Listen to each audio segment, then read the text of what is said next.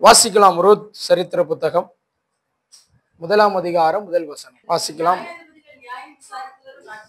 நியாயாதிபதிகள் நியாயம் விசாரித்து வரும் நாட்களில் தேசத்திலே பஞ்சம் உண்டாயிற்று. அப்பொழுது யூதாவில் உள்ள பெத்லகேம் ஊரானாகிய ஒரு மனுஷன் தன் மனைவியோடும் 2 குமாரரோடும் கூட மோவாப் தேசத்திலே போய் சஞ்சரித்தான். கர்த்தருடைய பரிசுத்த நல்ல நாமம் மகிமைப்படட்டும். இந்த ரூத் புத்தகம் மிக குறுகிய அதிகாரங்களை கொண்ட புத்தகம். வேத பகுதியில நீங்க வேதத்துல பாத்தீங்கன்னா கிட்டத்தட்ட 66 புத்தகங்கள் உள்ளது. அதுல ரொம்ப குறுகிய அதிகாரங்களை கொண்டது சில புத்தகங்கள் உண்டு. பிலமோன்லாம் ஒரு அதிகாரம் தான் உண்டு.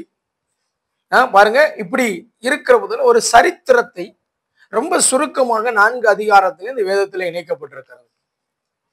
இங்கு நாம் பார்க்க போகிற ஒரு 6 மனிதர்களை குறித்து தான் இந்த நாளில நாம் தியானிக்க போகிறோம். அவர்கள் மூலமாய் இன்றைக்கு நாம் கற்றுக்கொள்ள போகிற வேத சத்தியம் என்ன என்பதை நாம் இன்றைய நாளிலே அதை தியானிக்கவும் அதில் இருந்து கற்றுக்கொள்கிற காரியத்தை நாம் வாழ்க்கையிலே அபியாசப்படுத்தி கொள்ள பிரயாசப்படுவோம். அல்லேலூயா. பாருங்க, இங்கு 6 மனிதர்கள். முதலாவது 2வது வசனத்துல நீங்க வாசித்து பார்த்தால் அந்த மனுஷனுடைய பெயர் எலிமெலேக்கு என்று கொடுக்கப்பட்டிருக்கிறது. அவனுடைய எலிமெலேக்கு என்று சொல்லப்படுகிற மனிதனுடைய மனைவியினுடைய பெயர் நகோமி என்று கொடுக்கப்பட்டிருக்கிறது. இந்த எலிமெலேக்குக்கும் நகோமிக்கும் பிறந்ததான பிள்ளைகள் 2 பேர், மக்லோன் கிளியோன் என்று 2 பிள்ளைகள் பெயர் கொடுக்கப்பட்டிருக்கிறது. இந்த 4 பேரும் மோவாப் என்கிற ஒரு தேசத்திலே போய் தஞ்சம் புகுந்து வாழ்ந்து கொண்டிருக்கிறார்கள் என்று சொல்லப்பட்டிருக்கிறது. ஒரு அழகிய குர்கிராமம் என்று வைத்துக் கொள்வோம். இந்த மோவாப் என்று சொல்லப்படுகிற ஒரு அழகிய குர்கிராமத்திற்காக அந்த குர்கிராமத்திலே இந்த 4 பேரும் வசித்துக் கொண்டிருக்கிறார்கள். இப்படி வசித்துக் கொண்டிருந்த பொழுது அங்கு அவருடைய 2 மகன்களுக்கும் 2 மருமக்கள் மாறை இங்கு நகோமியும் எலிமெலேக்கும் தெரிந்து கொள்கிறார்கள். இந்த திருமணமாவதற்கு முன்பதாக எலிமெலேக்கு மரித்து போகிறார். இப்ப நகோமி மாத்திரம் இருக்கிறாள் தனித்தவளாய். அந்த 2 ஆண் பிள்ளைகளுக்கும் 2 பெண் பிள்ளைகளை திருமணம் செய்கிறாள். ஒருவருடைய பெயர் ஓர்பால், ஒருவருடைய பெயர் ரூத். இந்த 6 மனிதர்களை குறித்து இந்த வேத 4 அதிகாரங்களிலே பிரபலமான வருகிறதான நபர்கள். பாருங்க, இந்த 6 பேரின் மூலமாய் இன்றைக்கு நாம் கற்றுக்கொள்ளுகிற வேத சத்தியம் என்ன என்பதை புரிந்து கொள்ள வேண்டும். முதலாவது நாம் கற்றுக்கொள்ள போகிற முதல் காரியம் என்ன தெரியுமா? இன்றைக்கு நாம் எதை கையிலே பிடித்திருக்கிறோம், எதை கைய விட்டு விட்டோம். இன்றைக்கு நகோமி என்கிறதான ஒரு குடும்ப தலைவி, அங்கு எலிமெலேக்கு என்று சொல்லப்படுகிற ஒரு குடும்ப தலைவர் 2 பேரும் எதை விட்டு எங்கே போனார்கள்? பெத்லகேம் என்கிறதான ஒரு தேசத்தை விட்டு, பெத்லகேம் என்று சொல்லப்படுகிற ஒரு தான் தேவன் தன்னை நியமித்து வைத்திருக்கிற அந்த பெத்லகேமை விட்டு இவங்க எங்க போறாங்க? மோவாப் என்கிற ஒரு தேசத்திற்கு கடந்து போகிறவர்கள் ஆகிய வேதம் நமக்கு அவர்களை அறிமுகப்படுத்துகிறது. இன்றைக்கு நம்முடைய ஜீவியத்துல பெத்லகேம் என்றால் என்ன? கொஞ்சம் சிந்தித்து பாருங்கள். வசனம் சொல்லப்பட்டிருக்கிறது, பெத்தேல் என்றால் தேவனுடைய வீடு, தேவனுடைய கூடாரம், தேவனுடைய ஸ்தலம், தேவன் வாசம் பண்ணுகிற இடம் பெத்தேல். இங்கு யாக்கோப்பு தேவன் ஒரு நிரந்தரம் இல்லாத ஒரு ஜீவியத்துல தான் பண்ணின ஒன்றிற்காக ஏசா என்கிற தன்னுடைய சகோதரன் துரத்துகிறான். வாழ்க்கைக்கு வழி தெரியாமல், திக்கு தெரியாம, தசை தெரியாம அவன் அலைந்து கொண்டிருந்த பொழுது, அவன் பயத்தோடு கூட வாழ்க்கையில எதிர்காலத்தை குறித்து அறிந்து கொண்டிருந்த பொழுது கர்த்தர் அவனுக்கு தரிசனம் ஆகிறார். ஒரு கல்லை எடுத்து வைத்து இரவு தூங்கும் பொழுது கர்த்தர் அவனுக்கு தரிசனமாகி சொன்ன வார்த்தை என்ன தெரியுமா? நான் உனக்கு சொன்னதை செய்யும் அளவும் நான் உன்னை கைவிடுவது இல்லை என்று அவனை ஆசீர்வதித்தார். இந்த வார்த்தையை பெற்றுக்கொண்ட யாக்கோப்பு அந்த இடத்துக்கு முதலாவது பெயரிடுகிறான். இது தேவனுடைய வீடு என்று சொல்லி இது பெத்தேல் என்று பெயரிடுகிறான். என்ன கேட்கிற அன்பான தேவ ஜனங்களே, இன்றைக்கு இந்த குடும்பமானது எலிமெலேக்கும் நகோமியும் என்கிறதான தம்பதியர்கள் எதை விட்டு விட்டு போனார்கள்? பெத்லகேம் என்கிற தேவனுடைய வீடை விட்டு போனார்கள். பெத்லகேம் என்று சொல்லப்படுகிற தேவனுடைய கூடாரத்தை, அப்பத்தின் வீடு என்று சொல்லப்படுகிற அவர்களை போஷிக்க தேவன் நியமித்து வைத்திருந்த அந்த பெத்லகேம் என்று சொல்லப்படுகிற ஒரு நல்ல ஸ்தலத்தை விட்டு மோவாப் என்கிற புரதேசத்திற்கு பிரயாணப்பட்டார்கள். மோவாப் என்கிற புரதேசம், இவர்கள் நல்ல கவனிங்க, ஆண்டவருடைய பிரதானமான கட்டளை என்ன தெரியுமா? நீங்கள் அந்நியரோடு கூட என்ன பண்ணக்கூடாது, நீங்கள் கலந்து கொள்ளவே கூடாது. கானானின் தேசத்துல கர்த்தர் அவர்களுக்கு கொடுத்த கட்டளையும் அதுதான். கானானியரை நீங்கள் துரத்தி விடுங்கள். ஆனா இங்க இந்த அழகான தம்பதியர் எலிமெலேக்கும் நகோமியும் தம்பதியர்கள் தன் பிள்ளைகளை கூட்டு கொண்டு தேவனுடைய கூடாரத்தை விட்டு போனார்கள். எதை விட்டு போனாங்க? பெத்லகேமை விட்டு போனார்கள். எங்க போனாங்க? எதை பிடித்து கொண்டார்கள்? மோவாபிய தேசத்தை பிடித்து கொண்டார்கள். இன்னைக்கு இதை கேட்டுக்கொண்டிருக்கிற அன்பான சபை ஜனங்களே, தேவனுடைய பிள்ளைகளே, இன்றைக்கு உங்களுடைய குடும்ப வாழ்க்கையில, உங்களுடைய குடும்ப ஜீவியத்திலே நீங்கள் எதை விட்டு எதை பிடித்து கொண்டிருக்கிறீர்கள்?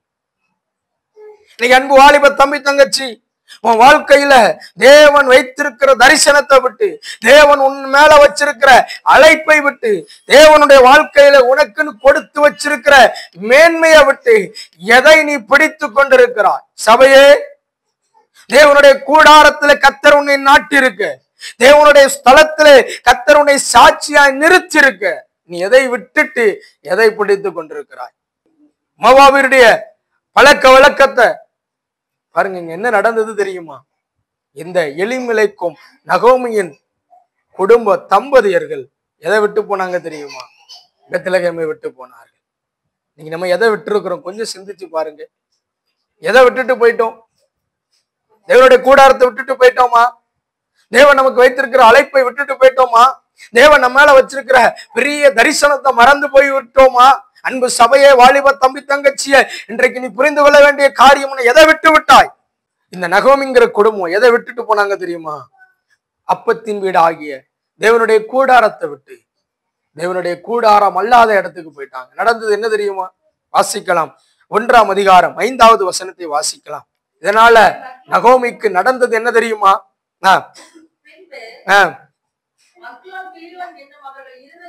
இறந்து போனார்கள். அந்த ஸ்திரீ, நகோமி என்கிற அந்த ஸ்திரீ தன் குமாரர் இருவரையும் தன் இரு புருஷனையும் இழந்து தனித்தவளானால். எதை விட்டுட்டு போனா தனித்து போனால்? தேவனுடைய கூடாரத்தை விட்டுட்டு போன நகோமி எல்லாவற்றையும் இழந்து தனித்தவளாய் விடப்பட்டார். தேவன் ஆறுதலாய் வைத்திருக்கிற தேவனுடைய கூடாரத்தை விட்டு, தேவன் உங்க மேல ஒரு அழைப்பை வைத்து உங்களை ஆசீர்வதிக்க திட்டமிட்டு ஒரு இடத்துல கர்த்தர் உங்களை கொண்டு போய் நாட்டி இருக்க, அந்த இடத்தை விட்டுட்டு, தேவன் உங்களை வைத்திருக்கிற இடத்தை விட்டுட்டு நீங்க எகிப்தின் தேசத்துக்கு நேராய், மோவாபிய அனுபவத்திற்கு நேராய் நீங்கள் கடந்து போனீர்கள். ஆனால் இந்த நகோமியை போல நீங்களும் ஒருவேளை திக்கச்சவர்களாய் விடப்பட்டு விடலாம். கேட்கிற அன்பான சபையே, இன்னைக்கு நம்ம எதை விட்டுட்டு எதை பிடித்து கொண்டிருக்கிறோம் பாருங்க. இதோடு கூட பாருங்க, 21வது வசனம் வாசிங்களேன். 2வது, நான் எப்படி போனேன்னா நிறைவுள்ளவளாய் போனேன், கர்த்தர் என்னை வெறுமையாய் திரும்ப பண்ணினார். நான் எங்க நிறைவா இருந்தேன்? தேவனுடைய வீட்டில நிறைவா இருந்தேன், தேவனுடைய கூடாரத்துல நிறைவா இருந்தேன். தேவன் என்னை வைத்திருக்கிற தரிசன பூமியில, தேவன் எனக்கு வைத்திருக்கிற தரிசனமான ஸ்தலத்துல நான் நிறைவாய் கர்த்தர் என்னை ஆசீர்வதித்து வைத்திருந்தார். ஆனால் இன்றைக்கு நான் குறைவுள்ளவனாய் திரும்பி வருகிறேன். பாருங்க, நகோமியினுடைய வாழ்க்கையில கர்த்தருடைய ஸ்தலத்தை விட்டுட்டு போனதுனால நடந்தது என்ன? அவள் எல்லாராலும் தனிமையாக்கப்பட்டாள். 2வது, அவள் ஒண்ணுமே ஆசீர்வதிக்கப்படல, வெறுமையாய் அவள் கடந்து வந்தாள். வெறுமையாய் கர்த்தருடைய கூடாரத்தை விட்டு, கர்த்தர் உங்க மேல வச்சிருக்கிற தரிசனத்தை விட்டு, கர்த்தர் உங்க மேல வச்சிருக்கிற நம்பிக்கையை விட்டு, கர்த்தர் உங்க மேல வச்சிருக்கிற எல்லா காரியங்களை விட்டு நீங்கள் தனித்து விடப்பட்டு விடாதிருங்கள். அவருடைய சமூகத்தை விட்டு விலகாதிருங்கள். பாருங்க, புதிய ஏற்பாட்டுல ஒரு சம்பவத்தை வாசிக்கிறோம். எருசலேமில் இருந்து எரியோவுக்கு நேராக பிரயாணப்படுகிற ஒரு மனிதன். நடந்தது என்ன? எருசலேமை விட்டு விட்டு எரியோவுக்கு நேரா போறான். நடந்தது என்ன? பாதி வழியில குத்தூராய், கொலவீராய், கல்வர்களினாலே அவன் நடிக்கப்பட்டு அவனுடைய சரீரத்திலே எல்லாம் இரத்தங்களும் மீனடிக்கப்பட்டு அவனால் எழுந்திருக்க முடியவில்லை, அவனால் செயல்பட முடியவில்லை. காரணம் என்ன தெரியுமா? அவன் எதை விட்டு போனா? எருசலேமை விட்டு. எங்க போனா? எரியோவுக்கு நேராய். தேவனுடைய கூடாரத்தை விட்டு, தேவனை ஆராதிக்கிற ஸ்தலத்தை விட்டு, தேவன் உங்களை வச்சிருக்கிற உங்க தரிசன பூமியை விட்டு, தேவன் உங்களுக்கு வைத்திருக்கிற பரம தரிசனத்தை விட்டு உங்களுடைய வாழ்க்கை, உங்களுடைய ஜீவிதம் விலகி செல்லுமானால் நீங்கள் தனித்தவர்களாய் விடப்படுவீர்கள். அன்பு சபையே, இங்க நகோமி தேவனுடைய கூடாரத்துல நிறைவாயிருந்தால், ஆனா இப்ப எங்க போறா? வெறுமையாய் திரும்பி வருகிறார். இன்னைக்கு நம்ம நிறைவை விட்டு, தேவனுடைய கூடாரத்தை விட்டு, தேவன் உங்க மேல வச்சிருக்கிற நம்பிக்கையை விட்டுட்டு போயிடாதீங்க. அன்பு வாலிப தம்பி தங்கச்சி, கர்த்தர் உன்னை ஜீவனோடு வைத்திருக்க காரணம் என்ன தெரியுமா? அவர் உண்மையில வச்சிருக்கிற நம்பிக்கை தான். அடிக்கடி சொல்லுவேன், வாலிப தம்பிமார் சபைகளை சொல்லுவேன், கர்த்தர் உன்னை நம்புறதுனாலதான் உன்னை இதுவரைக்கும் உயிரோட வச்சிருக்கிறார். அவர் உங்களை நம்பலன்னு வைங்களேன், அவர் என்னைக்கே உன்னை கைவிட்டுருவார். யோசுவாவை நம்பினார் பாருங்க. யோசுவாவுக்கு கர்த்தர் கொடுத்த முதல் வாக்கியம் என்ன தெரியுமா? நான் உன்னை விட்டு விலகுவதும் இல்லை, உன்னை கைவிடுவதும் இல்லை. ஏன் தெரியுமா? மோசேக்கு பிற்பதாக யோசுவா செய்வான்னு கர்த்தர் நம்பினார். அந்த வார்த்தையை கொடுத்துட்டு தான் சொல்றாரு, நீ என்னை விட்டு வலப்புறமும் இடப்புறமும் விலகிறாத யோசுவாவே. தேவன் உன்னை பெத்லகேம் என்கிற கூடாரத்துல உனக்கு தரிசனத்தை தந்து உன்னை பெத்லகேம்ல வைத்து கர்த்தர் ஆசீர்வதிக்க நினைத்திருந்து, பெத்லகேமின் ஆசீர்வாதத்தை அப்பத்தின் வீடுல நீ திருப்தியாய் கர்த்தர் உன்னை வைக்க விரும்பினால் நீ என்ன பண்ற தெரியுமா? நான் மோவாபு தேசத்துக்கு போவேன், அங்க சஞ்சரிப்பேன்னு. நீ இன்னைக்கு எதை விட்டுட்டு எதை பின்பற்றுகிறாய்? வசனம் சொல்லுகிறது, கிறிஸ்துவுக்காய் இழந்தவன், கிறிஸ்துவுக்காய் எல்லாவற்றையும் விட்டவன் எதாய் மாறினது இல்லையா? அவன் தரித்திரனாய் போனதில்லை. நீங்க ஆண்டவருக்காக எதை விட்டுருக்கீங்க? கொஞ்சம் சிந்திச்சு பாருங்க. வாலிப தம்பி தங்கச்சி, உலகத்துக்காக ஆண்டவரை விட்டுருவோம். உலகத்துல ஒரு ஃபங்க்ஷன், நண்பர்களோடு கூட ஒரு டூர் அப்படின்னா எதை விட்டுருவோம்? ஆராதனையை விட்டுருவோம், ஜப நேரங்களை விட்டுருவோம். ஆனா இயேசுவுக்காக எதை விட்டுருக்கிற? இன்னைக்கு இந்த நகோமி தன்னுடைய வாழ்க்கையில, தன்னுடைய ஜீவிதத்துல எதை விட்டுட்டு போனா? தேவன் வைத்திருக்க பெத்லகேமை விட்டுட்டு மோவாபுக்கு போனா. இழந்தது என்ன? ஒண்ணுமே இல்லாம வெறுமையா இருந்தா. ஒண்ணுமே இல்ல அவளுக்கு. நம்முடைய ஜீவிதத்துல நாம் எதை விடுறோம்? எதை பிடித்துக் கொள்கிறோம்? பாருங்க, இங்க ரூத் ஒரு என்கிற ஒரு சகோதரி, நகோமி எதை நம்பி? மோவாப்பை நம்பி பெத்லகேமை விட்டா, இழந்து போனார். ஆனா ரூத் மோவாப்புல தான் இருக்கா. வாசிக்கலாம் 4:13. ரூத் விவாகம் பண்ணினான், மனைவியானால் கற்பம் தரித்து. கர்த்தர் என்ன பண்றாரா? அனுக்கிரகம் பண்ணினார். யாருக்கு? ரூத்துக்கு. எதுக்காக அனுக்கிரகம் பண்ணினார்? அவா மோவாபை விட்டுட்டு எங்க வந்தா? தேவனுடைய கூடாரமாகிய பெத்லகேமுக்குள்ள வந்தா. நகோமி பெத்லகேமை விட்டு மோவாபுக்கு போனா, வெறுமையா எல்லாவற்றையும் இழந்தாள். ஆனா ரூத்தோ மோவாபிய தேசத்தை விட்டு தன் மாமியோட தேசமாகிய அங்க எங்க வந்தா? பெத்லகேமுக்கு வந்தா. இழப்போடுதான் வந்தா. கணவன் இல்ல, சந்தோஷம் இல்ல, எதிர்கால நம்பிக்கை இல்ல. ஆனா ஒண்ணு தெரியும், பெத்லகேமு போனா என் நம்பிக்கை துளிர் விடணும்னு நம்புனா வந்தா. அவளுக்கு நல்ல கணவனை கர்த்தர் அங்க அனுக்கிரகம் பாராட்டினார். அது மாத்திரமல்ல, அவள் சந்ததியை கர்த்தர் பெருக பண்ணினார். அல்லேலூயா. ரூத்தினுடைய சந்ததி அங்க பெருக பண்ணினார். இழந்ததை ரூத் மறுபடியும் பெற்றுக்கொண்டால் காரணம், அவள் மோவாபை விட்டு பெத்லகேமுக்கு வந்தார். எல்லாம் நிறைவாயிருந்த நகோமியோ பெத்லகேமை விட்டு மோவாபுக்கு போனா, இழந்தா. ஆனால் ரூத்தோ மோவாபை விட்டு பெத்லகேமுக்கு வந்தா, இழந்ததை பெற்றுக்கொண்டார். இன்னைக்கு நீங்க எதை விடணும்? எதை பிடித்துக் கொள்ளணும்? மோவாபின் அனுபவத்தை விட்டு விட்டு பெத்லகேம் அனுபவத்தை பிடித்துக் கொள்ளுங்க. பெத்லகேமுடைய கூடாரத்தை விடாதிருங்க. தேவனுடைய சமூகத்தை விட்டு போகாதிருங்க. அவர் சமூகம் மேலான பாக்கியம் என்பதை நீங்கள் ஒரு நாளும் மறந்து போக கூடாது. இந்த உலகத்திலே 1000 நாள் வாழ்க்கையை காட்டிலும் உங்களுடைய சமூகத்திலே ஒரு நாள் மேலானது என்று சங்கீதக்காரன் பாடுகிறான். என்னை கேட்கிற அன்பான சபையே, இதை கேட்டுக்கொண்டிருக்கிற அன்பு பிள்ளைகளே, ஒன்றை புரிந்து கொள்ளுங்கள். எதை இழந்தாயிலும் கிறிஸ்துவின் சமூகத்தை பிடித்துக் கொள்ள வேண்டும். கிறிஸ்துவின் சமூகத்தை இழந்து எதையுமே பிடித்துக் கொள்ள முடியாது. எதை இழந்தாயிலும் ஒருவேளை உங்க சந்தோஷத்தை இழக்கிறீங்களா? உங்க சுய பெருமையை இழக்கிறீங்களா? நீங்க வச்சிருக்கிற நம்பிக்கை இழக்கிறீங்களா? ஆனா கர்த்தருடைய சமூகத்தை மட்டும் விட்டுறாதீங்க.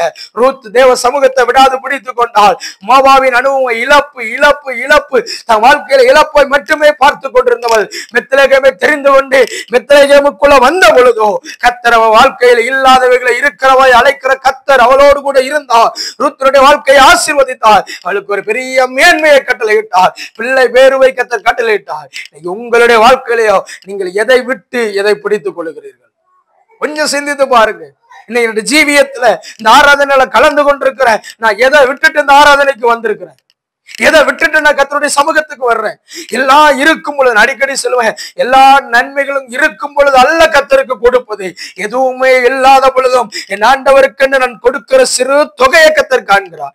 எல்லாரும் இருக்கிறவைகளிலே அள்ளி போட்டார்கள்.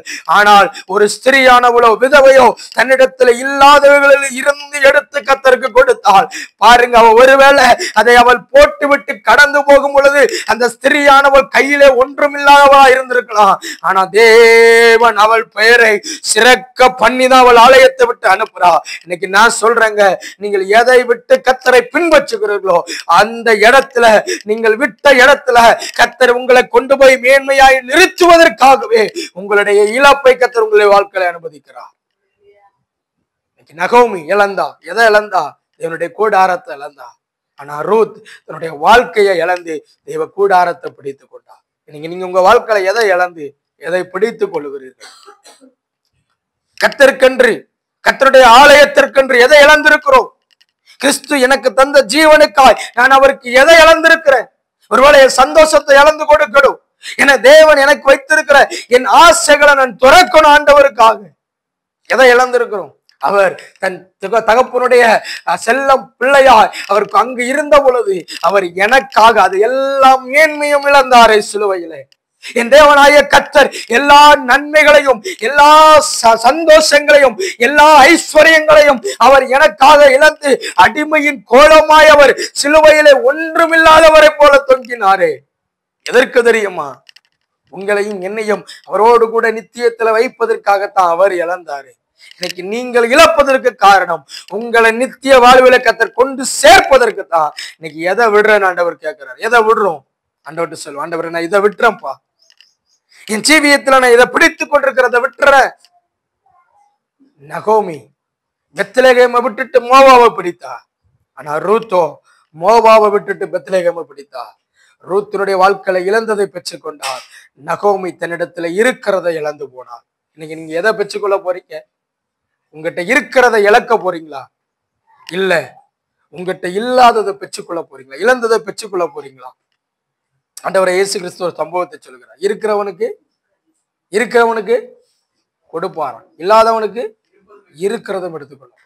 நீங்க ஆண்டவருக்காக எதை விடுறீங்களோ அதை விட்டுருங்க. நீங்க இழந்ததை கர்த்தர் உங்களுக்கு இரட்டிப்பாய் தந்து உங்களை ஆசீர்வதிப்பார். அல்லேலூயா.